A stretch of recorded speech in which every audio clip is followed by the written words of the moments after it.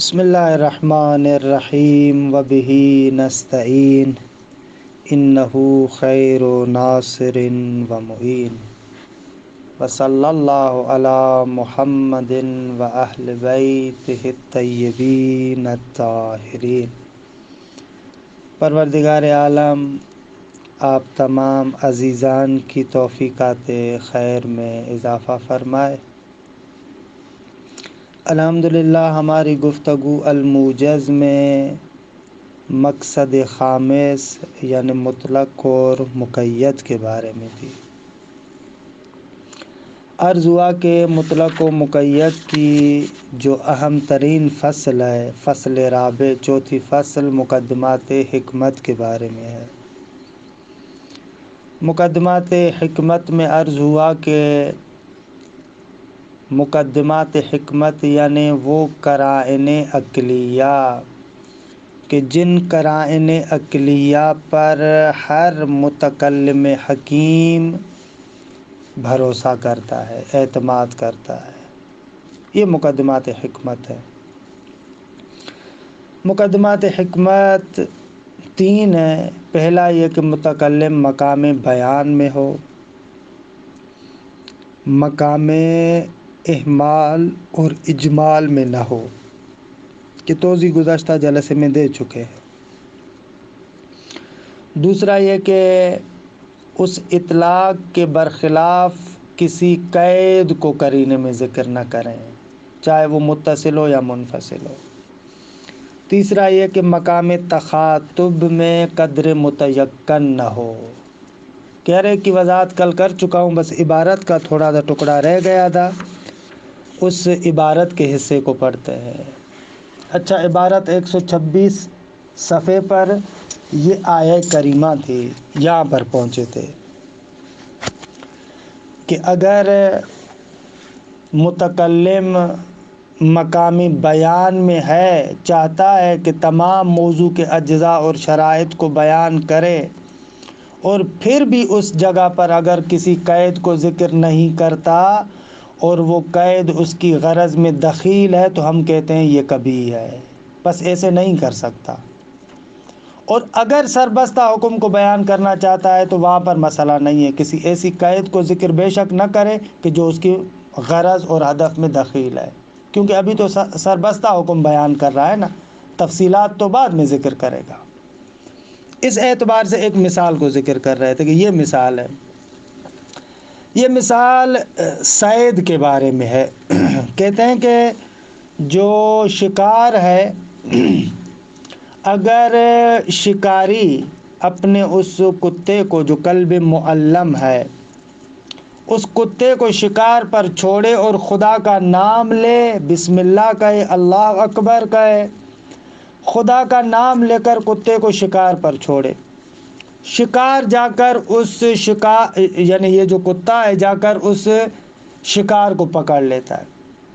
اب اس شکاری کے پہنچنے سے پہلے ہی کتے نے اس کو پکڑا ہے، وہ جانور مر جاتا ہے، تو اب یہ جانور آپ کے لیے حلال ہوگا یا حلال نہیں ہوگا؟ کیونکہ جانور کے حلال ہونے کے لیے تزکیہ ضروری ہے کہ اس کو ذبح شرعی کرے، جب تک ذبح شرعی نہیں ہوگا تو وہ جانور آپ کے لیے حلال نہیں ہوتا۔ تو اب یہاں پر کیا کریں گے؟ ہم کہتے ہیں کہ بابا اس شکاری نے جو کتے کو جو کلب معلم ہے خدا کا نام لے کر چھوڑا ہے اور اس نے جا کر اس کو پکڑا، شکاری کے پہنچنے سے پہلے مر گیا ہے، تو یہ جانور حلال ہے، یہ شکار تزکیے کے حکم میں ہے، یہ مردار شمار نہیں ہوگا۔ یہ جو اس نے پہلے بسم اللہ کہہ کر کتے کو چھوڑا ہے، یہی تزکیے کے حکم میں ہے۔ یہ قرآن مجید کی آیت سے آپ سمجھتے ہیں۔ اچھا، اس آیت کو دیکھیں، یہ اس کا خلاصہ ہے آیت کا، باقی نکات کون سے اطلاق کے لحاظ سے وہ عبارت میں توجہ دلاتا ہوں۔ مثل قولہ سبحانہ فَكُلُوا مِمَّا أَمْسَكْنَا عَلَيْكُمْ، قرآن کہتا ہے کہ آپ کھائیں مما ان شکار اور جانوروں کو امسکنا علیکم جس شکار کو آپ پر امساک کیا گیا، روک لیا گیا، یعنی آپ کے شکاری کتے وغیرہ نے اس کو آپ کے لیے پکڑا ہے، تو آپ کھا سکتے ہیں۔ وَاذْكُرُوا اسْمَ اللَّهِ عَلَيْهِ، اس پر اللہ کا نام ذکر کرو، یعنی چھوڑتے وقت جب آپ چھوڑتے ہو تو آپ اس پر اللہ کا نام ذکر کرو۔ وَاتَّقُوا اللَّهَ، تقوی الہی اختیار کرو۔ إِنَّ اللَّهَ سَرِيعُ الْحِسَابِ، خدا جلدی میں حساب کرنے والا ہے۔ فَالْآيَةُ بِصَدَدِ بَيَانِ أَنَّ مَا أَمْسَكَهُ الْكَلْبُ بِحُكْمِ الْمُذَكَّى، آیت اس بات کے درپے ہے کہ بیان کرے کہ جس شکار کو کتے نے روکا ہے، البتہ کتے سے مراد وہی شکاری کتا، وہ مزکہ اور تزکیے کے حکم میں ہے، درست ہے، یعنی اس کو آپ کھا سکتے، مردار کے حکم میں نہیں ہے۔ اذا ذکر اسم اللہ علیہ ولیس بمیتۃ، جب اس پر اللہ کا نام ذکر کیا جائے تو وہ کس کے حکم میں ہے؟ مزکہ کے حکم میں، ولیس بمیتۃ، یہ مردار کے حکم میں نہیں ہے، یعنی اس کا کھانا حلال ہے۔ فَهِيَ فِي مَقَامِ بَيَانِ حِلِّيَّةِ مَا يَصِيدُهُ الْكَلْبُ، یہ آیہ کریمہ اس مقام بیان میں ہے کہ بیان کرے کہ حلال ہے وہ شکار کہ جس کو کتے نے شکار کیا ہے۔ وَإِن مَاتَ الصَّيْدُ قَبْلَ أَن يَصِلَ إِلَيْهِ الصَّائِدُ، اگرچہ شکاری کے پہنچنے سے پہلے ہی مر جائے، یعنی آپ ابھی پہنچے نہیں، ذبح شرعی نہیں کیا، پہلے ہی وہ جانور مر جاتا ہے، لیکن کہتے ہیں پھر بھی حلال ہے۔ اس چیز کے مقام بیان میں ہے، شارع نے کہا فَكُلُوا مِمَّا أَمْسَكْنَا عَلَيْكُمْ، آپ کھا سکتے ہیں، لیکن مثلاً اس حلال جانور کو کتے نے جا کر جو کاٹا ہے، جن جن جگہوں پر کاٹا ہے، دانت لگائے ہے، آیا ان جگہوں کو پاک کرنا واجب ہے یا نہ؟ پاک کرنا ضروری نہیں، ایسے ہی آپ کھا سکتے ہیں، کیونکہ آیت تو کہہ رہی ہے فَكُلُوا، آپ کھاؤ۔ اور دوسری طرف سے آپ کو پتا ہے کہ نجس چیز کو کھانا حرام ہے، تو اس کا مقصد یہ ہے کہ بے شک کتے کا اس جگہ پر منہ لگائے لیکن پھر بھی وہ جگہ پاک ہے، کیوں؟ اس لیے کہ میں فَكُلُوا کے اطلاق سے تمسک کرتا ہوں۔ تو آپ کو جواب دیا جائے گا نہ عزیزہ، آیت اس طریقے سے نہیں ہے، آیت اس مقام بیان میں نہیں ہے کہ جس جگہ پر کتے نے مثلاً کاٹا ہے وہ طاہر ہے یا نجس ہے، اس کو پاک کرنا ہے یا پاک نہیں کرنا، نہ، اس لحاظ سے تو مقام بیان میں نہیں، آیت صرف اس نقطے کے مقام بیان میں ہے کہ یہ حلال ہے، حلیت کے مقام بیان میں ہے، طہارت اور عدم طہارت کے مقام بیان میں نہیں ہے کہ جس جگہ پر کتے نے کاٹا ہے وہ پاک ہے یا پاک نہیں ہے۔ کہتے ہیں وَهَلْ يَصِحُّ التَّمَسُّكُ بِإِطْلَاقِ قَوْلِهِ فَكُلُوا، کیا درست ہے، صحیح ہے تمسک کرنا فَكُلُوا کے اطلاق سے؟ آپ آئیں اور آ کر اس کے اطلاق سے تمسک کریں، کس چیز کے لیے؟ عَلَى طَهَارَةِ مَوْضِعِ عَزِّهِ، کہ جس جگہ پر اس کتے نے کاٹا ہے وہ موضع بھی پاک ہے، کیوں؟ اس لیے کہ شارع نے فَكُلُوا مطلق کہا ہے۔ وَجَوَازِ أَكْلِهِ بِدُونِ غَسْلِهِ وَتَطْهِيرِهِ، اس کو دھونے کے بغیر، پاک کرنے کے بغیر بھی آپ کھا سکتے ہیں۔ کوئی بندہ آ کر اس کے اطلاق سے استفادہ کر سکتا ہے اولا یا استفادہ نہیں کر سکتا؟ الظاہر لا، ظاہر یہ ہے کہ نہ، استفادہ نہیں کر سکتا، کیوں؟ لا لأن الآیت بصدد بیان حلیتہ و حرمتہ، بے بخشید الظاہر لا، استفادہ نہیں کر سکتا، کیوں؟ لأن الآیت بصدد بیان حلیتہ و حرمتہ لا طہارتہ و نجاستہ، کیونکہ آیت اس بات کے در پہ ہے کہ اس کے حلال اور حرام ہونے کو بیان کرے۔ شکاری کے پہنچنے سے پہلے ہی اگر وہ مر گیا ہے تو آیا مردار کے حکم میں ہے یا مزکہ ہے، تزکیہ شدہ ہے؟ آیت کہتی ہے کہ وہ تزکیے کے حکم میں ہے، وہ حلال ہے، حرام نہیں ہے، اس نقطے کے در پہ ہے آیت، اس کو بیان کرنا چاہتی ہے، نہ کہ جس جگہ پر اس کتے وغیرہ نے کاٹا ہے وہ طاہر ہے یا نجس ہے، اس بیان میں تو نہیں ہے۔ فقولہ تعالی فکلوا لرفع شبہۃ حرمت العقل، یہ جو حرمت کے بارے میں شبہ ہو رہا تھا کہ بھئی یہ تو کیونکہ تزکیہ نہیں ہوا شاید حرام ہو، اس شبہ کو ختم کرنے کے لیے فکلوا آیا ہے۔ یہ شبہ حرمت کیوں ہو رہا ہے؟ لأجل عدم ذبحہ بشرائط الخاصہ، اس لیے کہ شرائط خاصہ کے مطابق تو ذبح نہیں ہوا۔ آیت اس کو بیان کر رہی ہے، لا بصدد بیان طہارتہ من اجل عذہ، نہ کہ آیت اس صدد میں ہے کہ بیان کرے کہ بابا جس جگہ پر کتے نے کاٹا ہے وہ جگہ بھی طاہر اور پاک ہے، نہ، اس چیز کو تو آیت بیان کرنا نہیں چاہتی۔ یہ ہوگا مقام بیان کی تفصیل۔ مقدمہ دوم، وَأَمَّا الْمُقَدِّمَةُ الثَّانِيَةُ، مقدمات حکمت میں سے دوسرا مقدمہ کیا ہے؟ انتفاء ما یوجب التقیید، جو بھی اس مطلق کو مقید کرنے کی صلاحیت رکھتا ہے وہ بھی نہیں ہونا چاہیے۔ والمراد منہ عدم وجود قرینۃ علی التقیید، اگر یہ جو ہم کریں انتفاء ما یوجب التقیید، اس سے مراد یہ ہے کہ قرینہ نہیں ہونا چاہیے تقیید پر، لا متصلۃ ولا منفصلہ، وہ قرینہ نہ متصلہ ہو نہ منفصلہ ہو، کوئی بھی نہیں ہونا چاہیے۔ البتہ یہاں پر منفصلہ کے بارے میں تھوڑی سی تفصیلات ہیں، کیونکہ یہاں پر اختلاف ہے، کہ اس اختلاف کی طرف اس کتاب کے لحاظ سے تو ہم نہیں جا رہے، لیکن ہے تھوڑا سا اختلاف۔ لأنه مع القرینۃ المتصلہ لا ينعقد للکلام ظہور الا فی المقید۔ اب بیان کرتے ہیں کہ اگر اس مطلق کے ساتھ مقید متصل ہو، تو ہم پہلے بیان کر چکے عام میں متصل میں کہ اگر عام کے ساتھ مخصص متصل ہو تو اصلاً عام کا ظہور ہی اسی مخصص میں ہوگا، اور اسی طریقے سے اگر قید متصل ہو تو مطلق کا ظہور ہی مقید میں ہوگا۔ لأنه مع القرینۃ المتصلۃ لا ينعقد للکلام ظہور الا فی المقید، قرینہ متصلہ کے ساتھ کلام کا ظہور نہیں ہوگا مگر مقید میں۔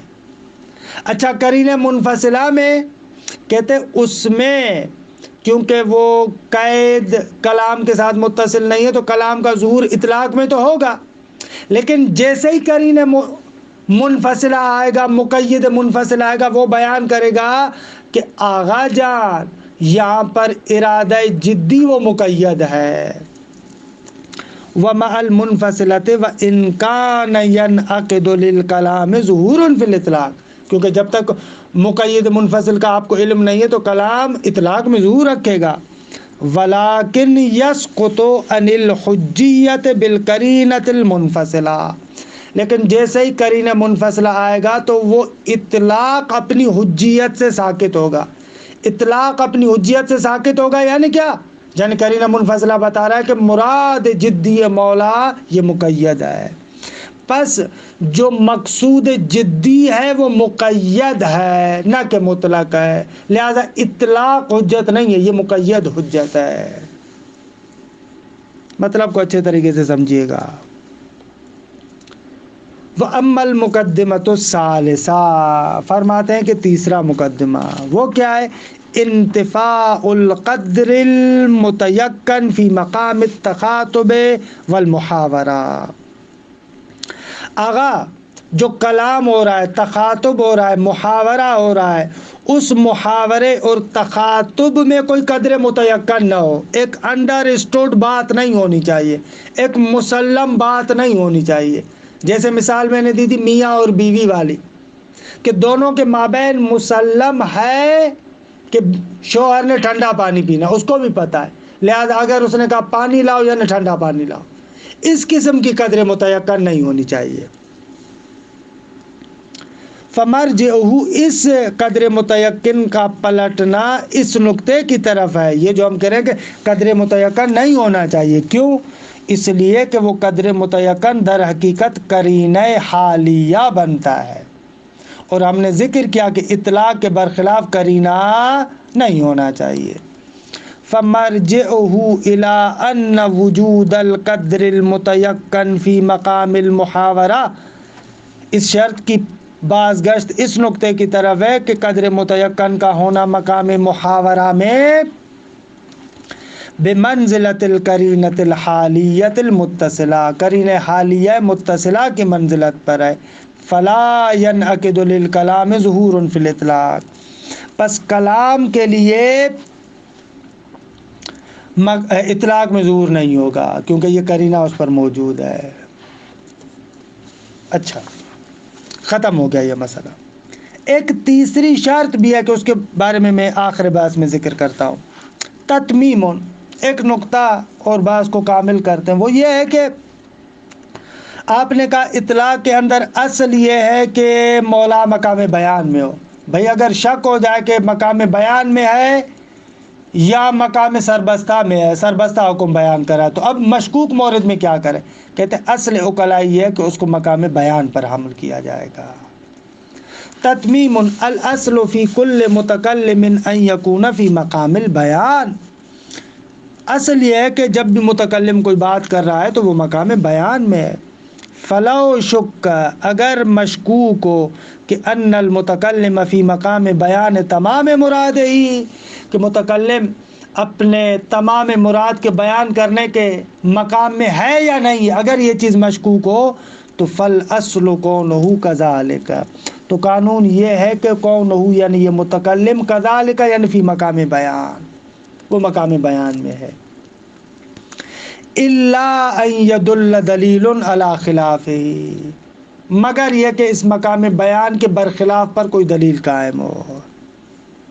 کما انہ یمکن ان یکون للکلام جہات مختلفہ، مثلا جس طریقے سے کلام کے لیے مختلف جہتیں ہیں، مختلف رخ ہیں، کان یکون واردا فی مقام البیان من جہت وفی مقام الاحمال من جہت اخری، کلام اس طریقے سے کہ اس میں ایک جہت ایسی ہے کہ جس سے آپ کہہ سکتے ہیں کہ یہ مقام بیان میں ہے، دوسرا رخ ایسا ہے کہ جس میں آپ کہہ سکتے ہیں یہاں پر مقام احمال میں ہے، جیسے آیت کی مثال بھی ہم نے دی تھی۔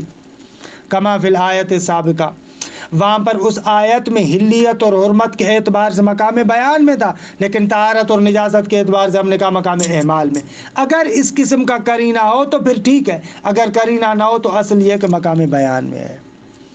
فقط کان فی مقام البیان من جہت الحلیہ، کہ اس آیت میں حلیت کے رخ کے اعتبار سے مقام بیان میں تھا، لا فی مقام بیان طہارت موضع العز، لیکن وہ آیت اس مقام میں نہیں تھی کہ جس جگہ پر کتے نے کاٹا ہے وہ مثلا پاک ہے۔ اچھا، یہ بس مقدمات حکمت کی مصنف یہاں پر ختم کرتے ہیں۔ اشارہ کر دوں میں انصراف کی طرف۔ انصراف کا بھی مقصد یہ ہے کہ جو آپ مطلق ذکر کرتے ہیں اس کے مختلف افراد ہیں، لیکن ان افراد میں سے بعض افراد کی طرف یہ لفظ فوراً انصراف کرتا ہے، جیسے ہی آپ لفظ کہیں اس کی طرف انصراف ہوتا ہے۔ مثال دوں، ہمارے یہاں کہتے ہیں بھئی یہ فلاں اہل علم ہے، تو ہمارے حوزے کی زبان میں یا ہماری حوزوی محاورے کے اندر کہا جائے کہ یہ اہل علم میں سے، یعنی اہل علم سے مراد ہوتا ہے یعنی دینی علوم جانتا ہے۔ اس اہل علم کا انصراف کس طرف جاتا ہے؟ دینی علوم کی طرف جاتا ہے۔ اگرچہ جو بندہ دنیاوی علم بھی پڑھتا ہے اس کو بھی اہل علم کہتے ہیں، خوب اہل علم یعنی جو علم جانتا ہے، لیکن اہل علم جیسے ہی ہم نے کہا ہماری حوزہ زندگی کے اندر اس کا انصراف کس کی طرف ہوتا ہے؟ دینی علم کے ماہر کی طرف۔ تو اس طریقے سے انصراف یعنی لفظ مطلق ہوتا ہے، لیکن جو حوار اور گفتگو کی فضا ہے اس کا انصراف اس کا ایک حصہ معین کی طرف جاتا ہے، حصہ معین کی طرف جو پلٹ جاتا ہے اس کو ہم انصراف کہتے ہیں۔ اچھا، یہ یہاں پر تو بس نہیں ہے، بعد والی کتابوں میں آپ خود پڑھیں گے انصراف کے مختلف منشا ہے۔ کبھی کبھار انصراف ہوتا ہے توفر فرد خاص کی وجہ سے، کہ مطلق کے بہت سارے افراد ہیں لیکن ایک فرد بہت زیادہ پایا جاتا ہے، خوب اس وجہ سے بھی انصراف ہوتا ہے. یا کبھی کبھار انصراف ہوتا ہے کیونکہ یہ فرد اکمل ہے لہذا انصراف ہوتا ہے. کبھی کبھار یہ انصراف ہوتا ہے اس لیے کہ مطلق اسی فرد میں زیادہ استعمال ہوا ہے، اس میں حقیقت کے مرحلے تک نہیں پہنچا لیکن بہت زیادہ اسی میں ہوتا ہے. تو یہ انصراف کی مختلف صورتیں، ہر انصراف مضر اطلاق نہیں ہے، فقط آخری والا انصراف مضر اطلاق ہے. کہ تفصیلات اپنے مقام پر ہیں، تفصیلات کیونکہ یہاں پر انہوں نے ذکر نہیں فرمائی تو ہم بھی ان تفصیلات کو ذکر نہیں کرتے. فتلخص، پوری بحث کا خلاصہ یہ ہوا کہ مقدمات حکمت 3 ہیں. شارع مقام بیان میں ہو، مطلق کے خلاف کوئی قید نہ ہو، اور اسی طریقے سے قدر متیقن در مقام تخاطب نہ ہو. یہ بات یہاں پر ختم ہو جاتی ہے.